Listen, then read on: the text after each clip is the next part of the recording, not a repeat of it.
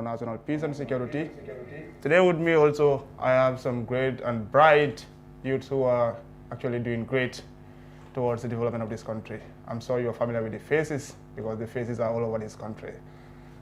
The right hand side here, I have Umar Champion Cham, who is also the National Speaker of NYP, National Youth Parliament. And also I have here a great guy who is Alhaji Jaju, who is the Executive Director of NYC, National Youth Council. So today they join us live online to discuss on a very important topic. But to start with, Umar Champion, welcome to the Peace Talk, sir. Thank you very much. And greetings to everyone down there watching this very important program. I am so much delighted to be on the show, and I'm hoping we'll have a very fruitful discussion and as well hear from your responses too. Thank you. Thank you very much. And Mr. Jaju, welcome to the Peace Talk. So. Thank you very much, Justice, for the invitation. Okay, thank you. And it's wholeheartedly accepted. And we hope, looking forward to quite a very fruitful discussion. And of course, extending greetings to all the viewers out there. Thank you very much. Dear viewers, you will bear with me that today is also going to be another great day in the history of the Peace Talk Show, because we have youths here who are here to discuss on a very important topic, that is youth's participation in ensuring peaceful election. As this country approaches election left, right, up and down, it's high time we discuss on issues surrounding peace. Especially when we talk about peace or violence, youths are always, in the forefront. So today it is very important to have people who are tasked to spearhead some institutions which are responsible of steering the affairs of the youths. So Mr. Cham, coming to you first, what is NYP doing, National Youth Parliament doing to ensure that the 2021 election, in fact from 2021 to 2023 election, are peaceful both before election, during election and after elections? Thank you very much, Justice, for a wonderful question. I believe it's definitely an exciting start for me. So first of all, maybe for the sake of the people that do not know, much about the National Youth Parliament, it's basically a non-profit, non-partisan youth organization that's been set up to represent the voice of young people, and this has been, spread through different set of programs. So in summary, what the National Youth Parliament actually does in terms of the issue of election is wide. It actually ranges from the holding of campaigns around the country to promote young people participation in election, and this actually has been happening for quite a lot of years. And this year basically it actually came through campaign to promote young people to take part in the voter registration, so that they will not lose their right to actually vote. And aside that, there are plans ahead to actually conduct a voter education exercise, which is going to take place across the country. And what the NYP actually intends to do is to go down there and promote people, young people, to actually come on board and take part in the elections. On top of that, inform them why they need to take part in the elections. Why is it important to vote? How do you vote? And also remind them of their responsibility to ensure that they're going to be peaceful and responsible electoral participation. And when we talk about peaceful and responsible electoral participation, we're talking about you taking up the mandate of ensuring that you take part in the elections and only stop at that. For example, do not take part in the elections through the issuance of hate speech or deplorable remarks intended to another party. So the main role or function that the NYP is actually playing in terms of promoting peaceful election is actually awareness creation and as well a campaign against hate speech, for example. And there are actually some activities that are on the pipeline, even though a few have been conducted, but there's some on the pipeline that are intended to actually, fight against hate speech and also, certain deplorable remarks that could be intended. And also, we do, online and social media campaigns to ensure that, young people are at the forefront in terms of, building peace and ensuring there's responsible electoral participation. Recently, we launched, a program on Twitter. It's called Jotai Ndawi, where we discuss youth matters. And one of the, themes that we are about to bring on board as well is, a talk on peace and how young people can actually promote peace. And it's going to be staged on the Jota and Dawi. So it's like a lot of activities that will come on board. NYC itself, we've partnered in some, and we'll continue to partner. So one of the other reasons why I was so excited to be here is the fact that I'll be sitting, with my very boss, someone who has served as a father to the young people. And then, of course, this program is going to help, in fact, in fostering further that relationship. That is wonderful. That is wonderful. Precisely. I'm glad that NYP is doing. But let me come to Executive Director of National Youth Council. What is the level of preparation also? Because when you talk about National Youth Council, is the parent body, and all these sub-associations and organizations are under. So what is the level of preparation, and how are you also grooming your children? Thank you very much, Justice, for that question. And I think Champion Honorable Speaker gave a very good overview in terms of what institutions are doing, and basically all of them being members of the National Youth Council. But of course, working closely with the council to deliver for our young people.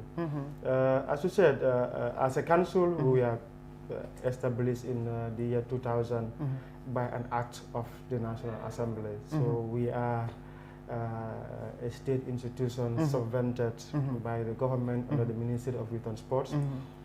And part of our role includes registering youth organizations, and that is why the National Youth Parliament is a member of the NYC. But also, most importantly, enhance youth participation in national development.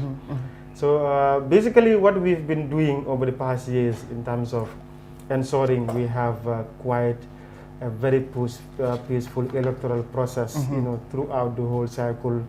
But of course, ensuring young people meaningfully participate. We have had several activities in the past years. I think one most important that we started with was the forming of an inter-party youth committee in 2008. This we did at Kairaba, and we were able to bring together all the political parties.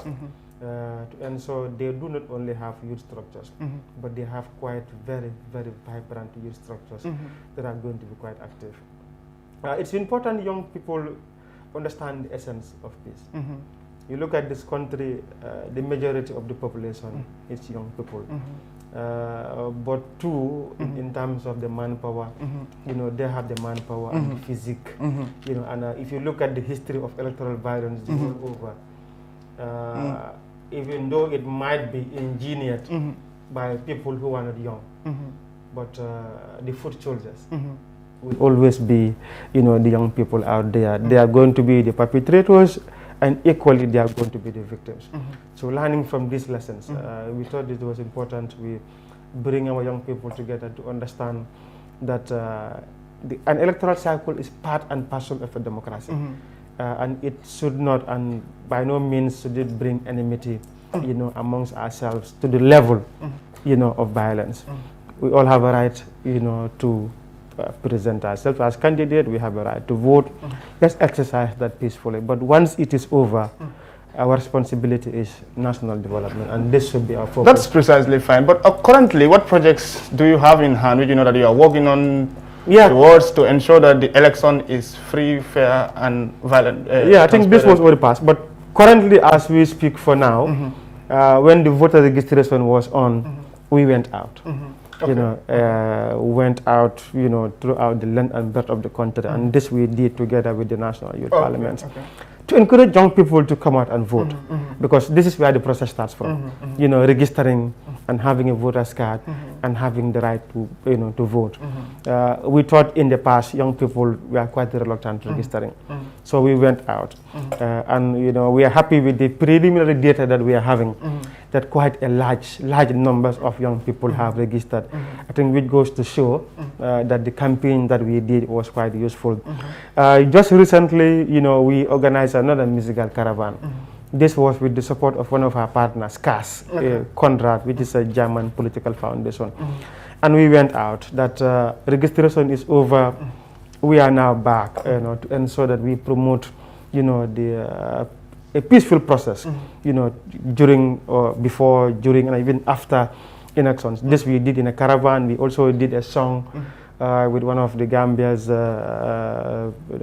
artists. It's a group called The Nobles, and the song is on radio, and a video will soon be out, and we want, and so we keep playing, because music is one avenue where young people easily get the message, and we think we are able to attract them with those music that we'll be having online. But we continue to organize dialogues with very many other programs that we will be having. By next week we are organizing a TOT, in terms of a training of trainers workshop, that is in terms of enhancing young people's meaningful participation in the political process. This is funded by the African Union together with the AGA, which is the African Governance Architecture. They will be in Banjul next week. We will be organizing a TOT, hope to get young people trained, and we expect that they'll be ambassadors, and they can go back to train some other young people, just to promote young people's meaningful participation in politics. And this involves not only getting them to vote, but also partaking in the whole process, ensuring peace prevails throughout. So this training is coming up next week. I will come to you, Mr. Jaju. But in the meantime, Honorable Speaker, how are you working with institutions like IEC, GPF, Gambia Police Force, UNDP, and other civil society organizations to ensure that the election is free, fair, and transparent? Thank you very much. The institutions you've mentioned, aside the National Council, of course, are part of the key partners as far as our work is concerned, even beyond the elections. For example, the Independent Electoral Commission, when we're implementing on the project, we make sure that we liaise with them to ensure there is uniformity in terms of the message that we're going to send, to make sure that whatever that we're going to share there, especially in terms of some of the requirements to get you qualified to vote, actually intact with the electoral laws.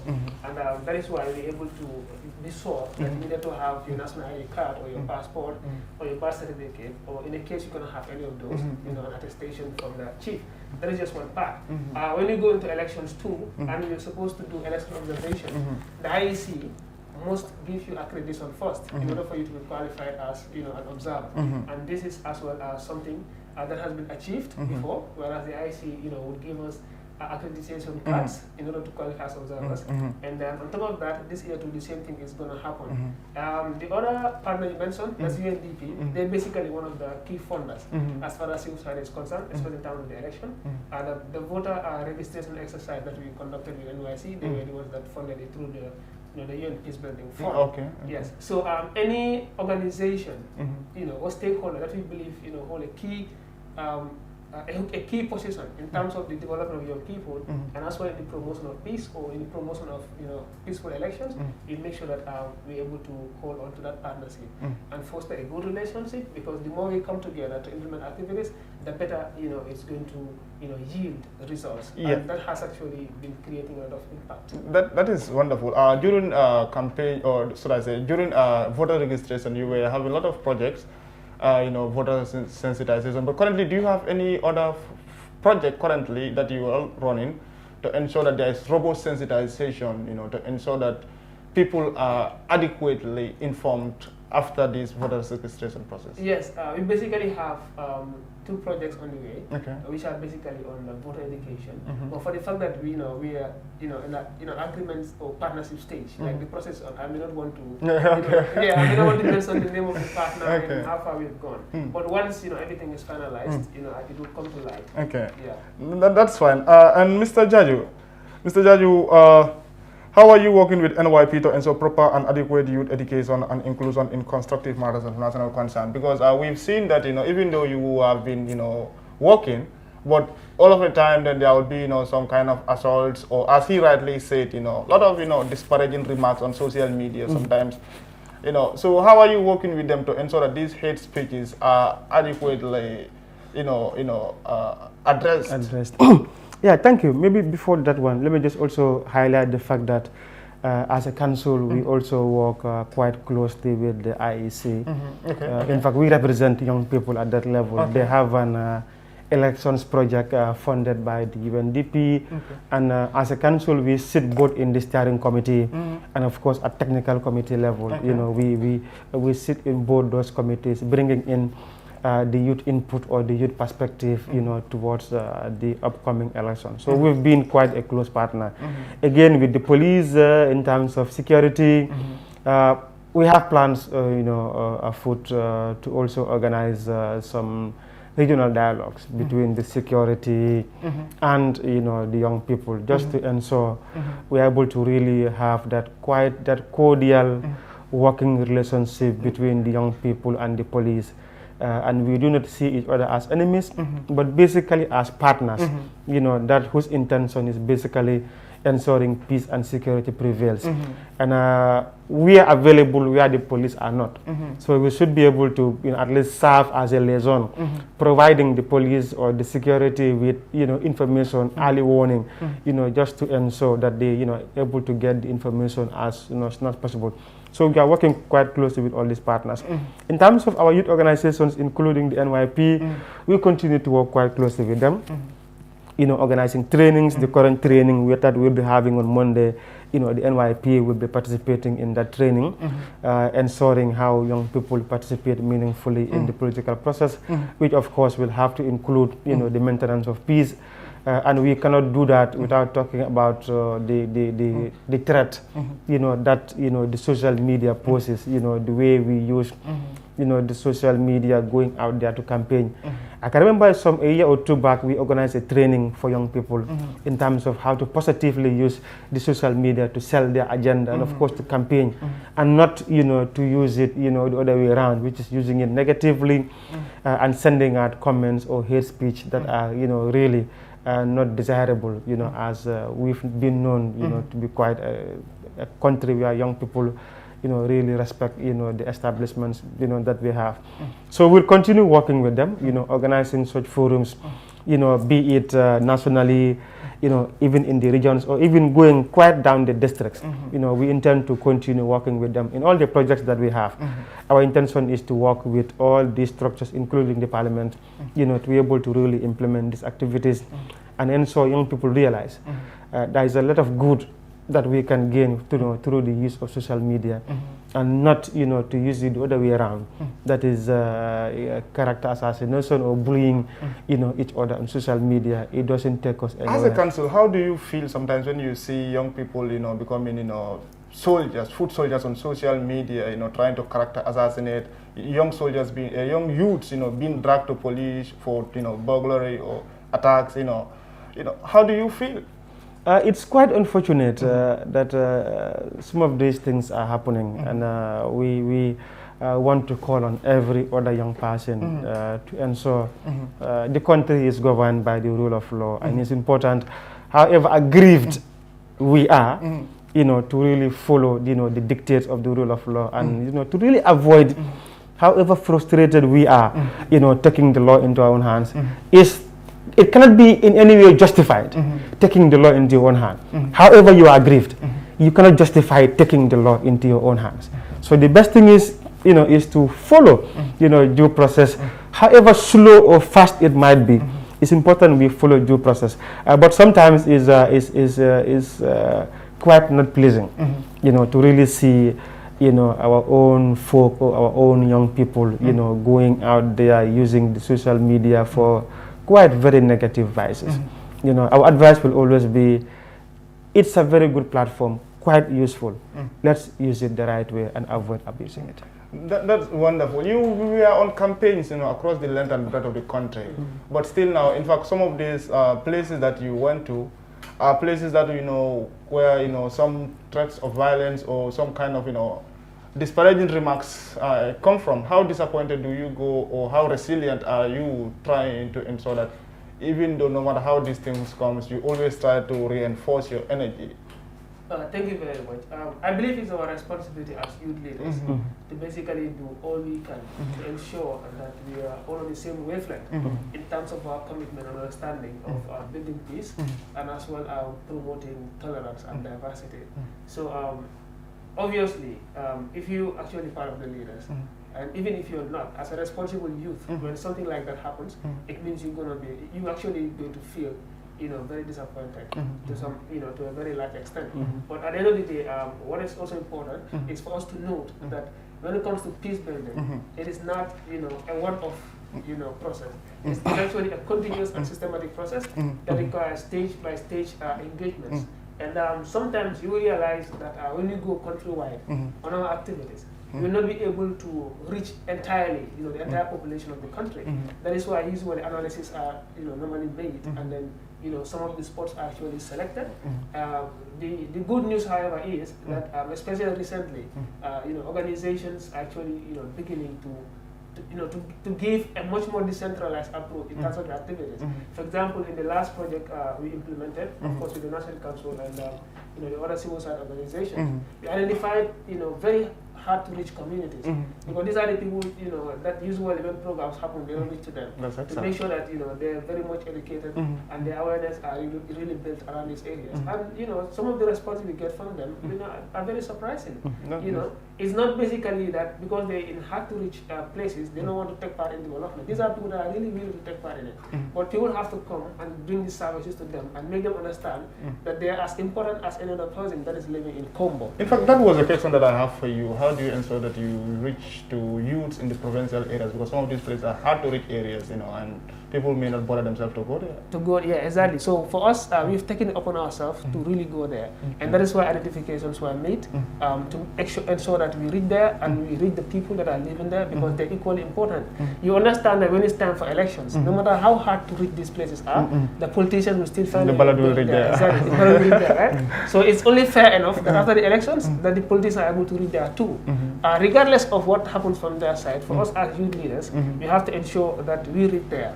And currently, as you may be aware, the NYP is actually doing a reformation. And the reformation, one of the key areas is ensuring that every constituency is adequately represented in every matter that has to do with young people.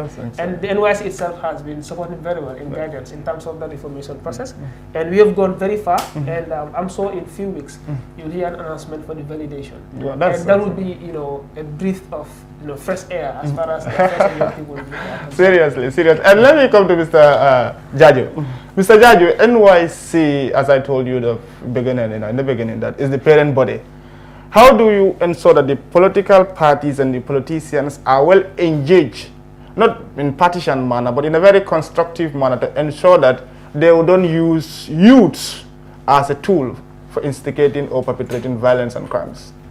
Yeah, I think we've been quite closely in touch with all political parties over the past years. And one thing we have kept doing is inviting them to our events. If you attend a lot of NYC events, you realize that always political parties are highly represented, in the events that we do. The leadership doesn't come, but they send in representatives to those meetings, and we are quite hopeful that the representatives do provide feedback, to the leadership that sent them, to come and attend those meetings. And one message we keep sending is the fact that Gambia should be first, in whatever we do. And when we see Gambia first, it's obvious. In no circumstance will we promote, violence, which can lead to the destruction of the very country that you are looking for. And I'm not sure any politician wants to take over a country in ruins. Taking over a country in ruins and having to start, development all over, almost, retarding 50 years back and having to start again. I'm not sure any of them has some of those intentions. But notwithstanding, we keep sending those communications when we have those trainings. That is quite important that as politicians we preach the message of peace. One thing is obvious, all of them have a large followership, and young people listen, to them. And this is one thing they need to know, and it's obvious that they need to guard, some of the utterances that they make, because whatever they say, there is someone else listening, and he's only waiting to be told do, and be obvious. Whatever you say, one or two people will certainly, put it into practice. So these are communications we keep sending that we know as politicians they are quite responsible, elders or citizens of this country. But it's important we keep reminding each other that we have large followerships as politicians, and it's important to guard, whatever statements we are making. That whatever we say should be for the good, of this country. And whatever we ask our young people to do should definitely be for the good of the country and by extension, the good of those very young people. What they wouldn't ask, their children or close relatives to do, we do not expect them, by extension to ask, the followership behind them who are young people, to go out to do the same thing. So we keep sending the message, one-on-one, out of, formal settings.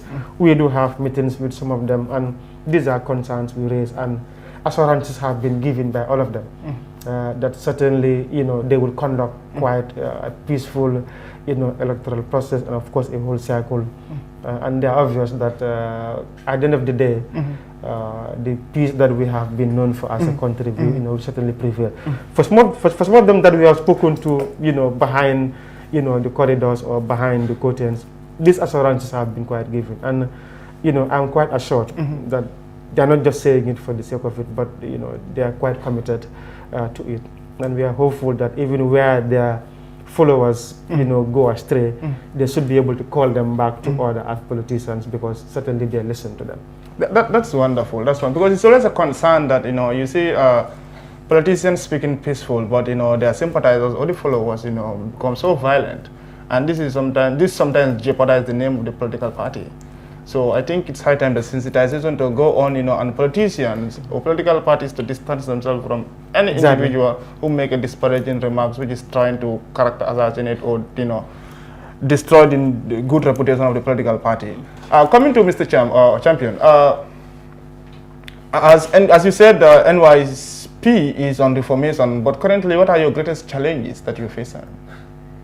Our greatest challenge. Okay, before I get to that, I'd like to add a point. Okay, that's fine. What executive that I was talking about regarding the political parties. I believe most of the time, political party leaders are not responsible for some of the utterances that are made. Okay. However, the moment you are a leader of a political party, it means anything that the sympathizers are saying, most of the time they're doing it in order to impress you, even if they're doing it wrongly. Sometimes they may not even know. Exactly. So it's your responsibility as a political party leader to actually do all you can to correct that, either publicly or privately, to ensure that it doesn't continue to happen. But we cannot afford to have a political system where the political party leaders will sit and their sympathizers will say anything they want to say, and then they will fold their hands and say that I never ordered them to do so, or actually have no hand in what they're doing. So, or is their individual position? They're not speaking in on behalf of the party. So I think those are unfortunate. Yes.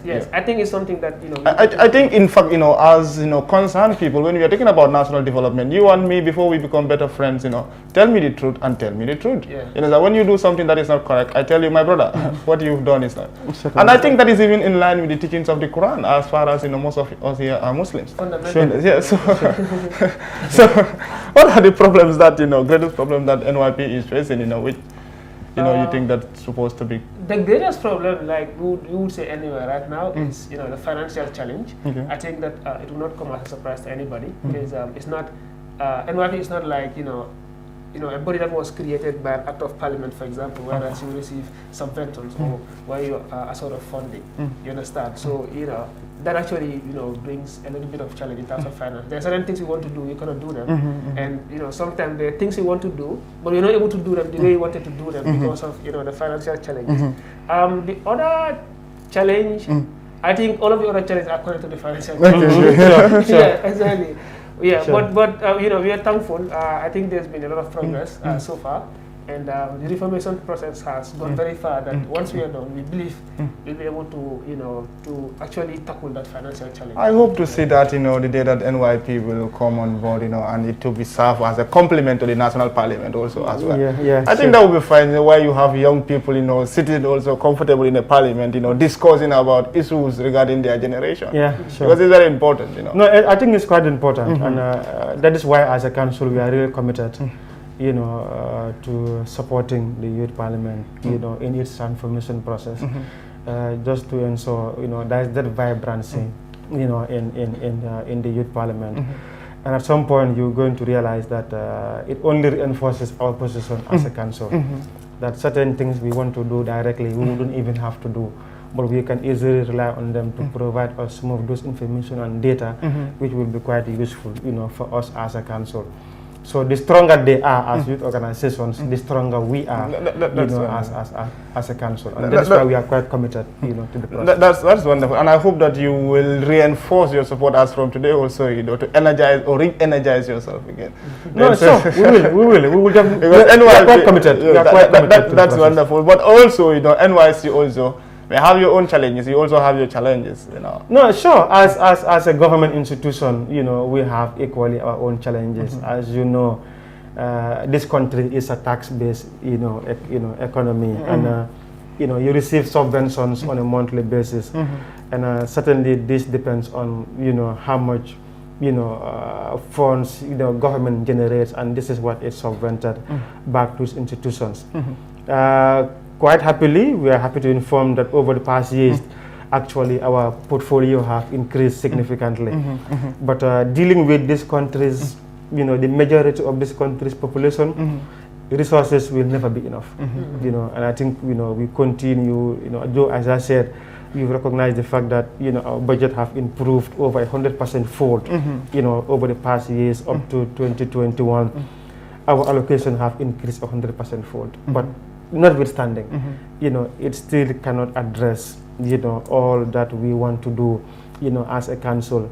Our initial other challenge was in terms of recognition, but I think this is one thing we have been able to address over the past years, that institutions go out there working with young people without, the National Youth Council, or just going out and, representing or, saying they're working with young people and just identifying anyone they feel like identifying to work with them without going through the established channels of communication. And I think this has been one challenge. But over the past years, we have seen institutions improving, especially government institutions. Whenever they want to work with young people, I think the point of call, has always been the council. And I think we are happy that we've been able to work with them and really address, that concern. That in the past, most of them will want to go work with young people, but without the council. But I think with a lot of advocacy, this has really improved. That before they go to the field, I think the first point of call has always been the council. Be able to work with them, identify who they work with. If they're going to any region, we have our regional youth committees, and they become the entry points. If they're going to the districts, we have our district youth committees, and they've been able to use those structures that we have as entry points. So I think along the line, I think there have been great improvements in terms of. As a visionary leader, what do you think could be solutions to these problems? I think in terms of solution, for the problem of recognition, I think this has been worked out. One thing we did not wait to be invited. Wherever we thought we should be, we pushed our way, to ensure we are giving the seat on the table, during those discussions. And we have continued doing that. I think the other solutions will have to be, whenever we are doing projects or proposals for young people, it's important that from the onset, you have young people part and parcel of these processes. But when we draft them in at the end for validation, you then get quite the input, or whatever that you needed to get from them. So it's important that whatever we do for young people, we go out to them, ask, for what they want, ask for how they want it, and then, this should be what we are able to put in our blueprints, that we will have. And to be honest, I think great improvements have been made, and I think there is still room, for more improvement in terms of our government partners, in terms of our international partners that we have, and of course in terms of the NGOs, to ensure whatever we are doing for young people and on behalf of the young people, let it be from them, that they're asking that this is what we want. And when you do that, it's quite accepted, and the tendency for it to fail will be very minimal, because you're giving them exactly what they've asked for. So I think, going forward, I think it's important we begin to think in that dimension, that whatever we want to do for them, let's not think for them. Let's ensure we go back, work with them right from the beginning. Beginning to really assess what they want, and how they want it, and where they want it. If we work on these things, I'm sure a lot of the challenges that we have will soon be phase out. And coming to the Honorable Speaker, we are glad that the Speaker of the National Parliament is a lady, but the Speaker of the Youth Parliament is a man. And the Speaker of the Children's National Assembly is a Yes, it's a female. Ladies are gradually taking over this country, but our champion is always there. Yeah, but it's great. What do you think could be the solutions to the problems that NYP is facing? And what challenges are you going to pose today, even to the able ED, executive director, which he's supposed to push, and all the stakeholders also, because National Youth Parliament is something that's supposed to stand firm. Sure. Definitely. Yeah. So when it comes to what could be done to actually put these challenges off, I think most of the solutions that will come on board will be external, because one thing that we were successful in doing was, making sure there's a reinforcement of passion into the National Youth Parliament, starting from the executive. We make sure that everyone is committed and is up to task to make sure that the work is done. So the moment you're able to have that commitment, it means everything that comes on top of that will make things way easier. So when it comes to the financial area, which is our main challenge, of course, all that we can do is to call on the partners and the donors to come on board and support the National Youth Parliament, because it's basically a platform that actually represents young people from Carton to Koina. Wherever you want to reach, you're able to reach them, and we have very vibrant structure, including regional structures. So for the NYC, all we can say, we need more. Right? They've really done very well so far, because since when we came into authority, the first thing we did was to pay a courtesy call, and we discussed our vision and mission, and some of the things that we aspire to achieve as far as National Youth Parliament is concerned. And they've always given it a very huge commitment. And we feel much more involved now as far as activities are concerned. But like I would just reference what the ED said, dealing with young people who form the largest part of the population is always very difficult to have the adequate resources. So we also say to the NYC, it's very difficult to have the adequate resources to do these things. So we always need more. And definitely. Yeah. That is wonderful. Just disappointingly that the time has gone. In fact, it's after 12, and today we're sorry that we may not open lines because time has gone. We have two very focal persons here. In fact, they are youth leaders who join us to discuss on a very important topic, and the time is after 12, and the program is supposed to be 1 hour. So we apologize that we may not call, but next time, or you can also text the number and give your suggestions and ideas. These are people that I'm working closely with, and I will also forward your suggestions and questions to them. And for sure, and certainly, they are very open-minded people. They will answer or address your questions. But coming to the closing, Mr. Honorable Champ, what special message do you have for the youths? Thank you very much. I'm also very delighted to have been, part of the program, and like I said, to sit side by side with the executive director. So what I would say to the young people, the special message I have for you is to remind you that you are the most important category as far as age is concerned in terms of our national development. And this is basically not just because you form majority of the population, but because majority of the things that are done in advancement of the country, young people are actually the stronger force in terms of work, in terms of intellect, in terms of the ability to actually analyze and bring in positive thinking. So do not relent on your efforts. Make sure you always in there where you deserve to be. Get to the table that belongs to you, even if you're not invited. And make sure that your voice is recognized. And always knock on the doors of the National Youth Parliament and the National Youth Council, in fact, because at the end of the day, it's because of young people that we are there. Most importantly, get your voter's card and get prepared for the elections. Prevent yourself from being involved in hate speech or using deplorable language against anybody. Take part in the campaigns if you belong to a political party or if you support a candidate, but make sure you do it very reasonably and very responsibly.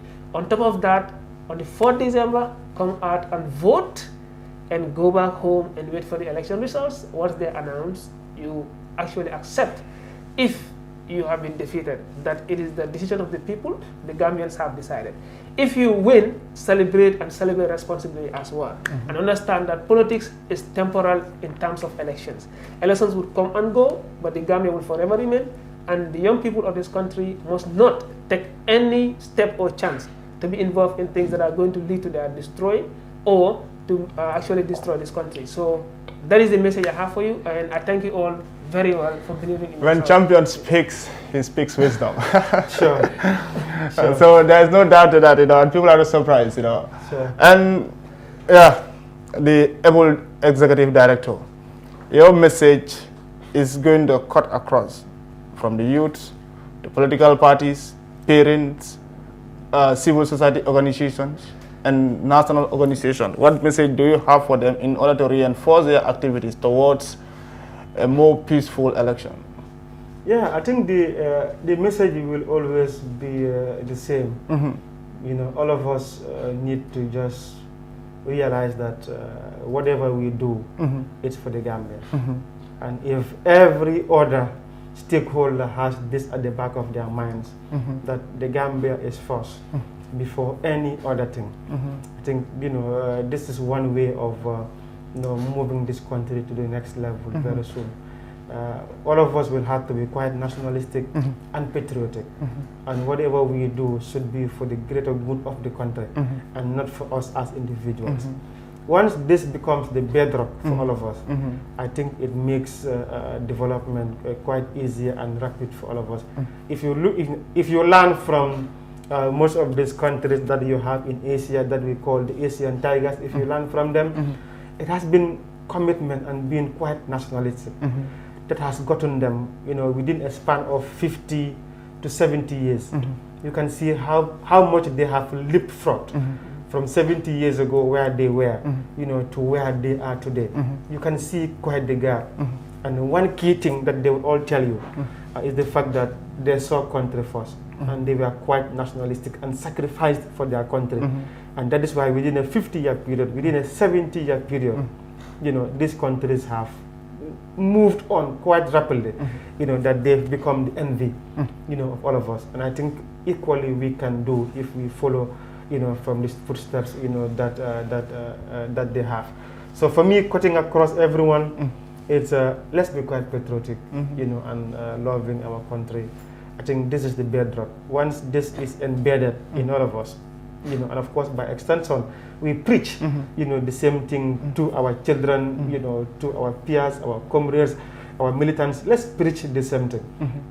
We are hopeful, you know, within quite a short period of time, you know, we should be able to see the Gambia at the next level. Thank you very much. You say let's be patriotic. I will tell you let's be patriotic, let's be nationalistic, and let's be optimistic. And thank you very much. That is the Executive Director of NYC, and also Honorable Speaker Omar Champion Cham, the Speaker of National Youth Parliament. Today they join us live online here to discuss on youth participation in ensuring peaceful election, and there is no doubt that they have discussed on this theme adequately and sufficiently. In fact, that's why today we could not, you know, open the lines. I'm sure any youth who have access to this, you know, video or this, you know, this show, actually this is going to serve as a life-changing, you know, moment for you, because they have done justice to the topic, and there is no doubt we put them at where they are, and they are serving us.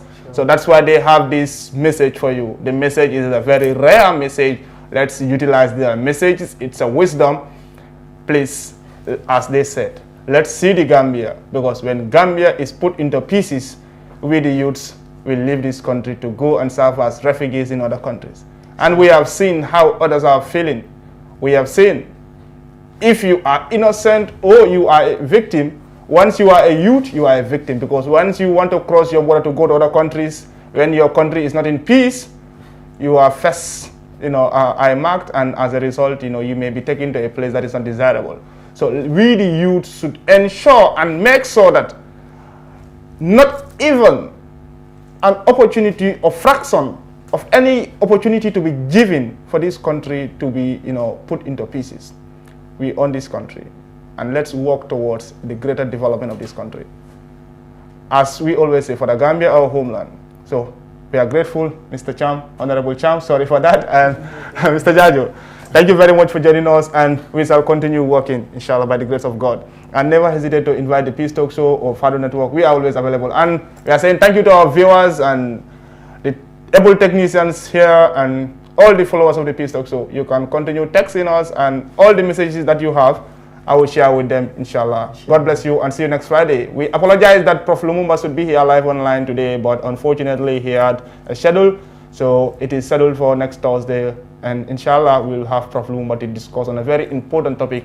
And in advance, you are all welcomed, and a formal invitation will be sent to NYP Sure. and NYC. Sure. Thank you. Sure. Thank you. Thank you very much. Thank you very much. Thank you very much. Thank you. Justice.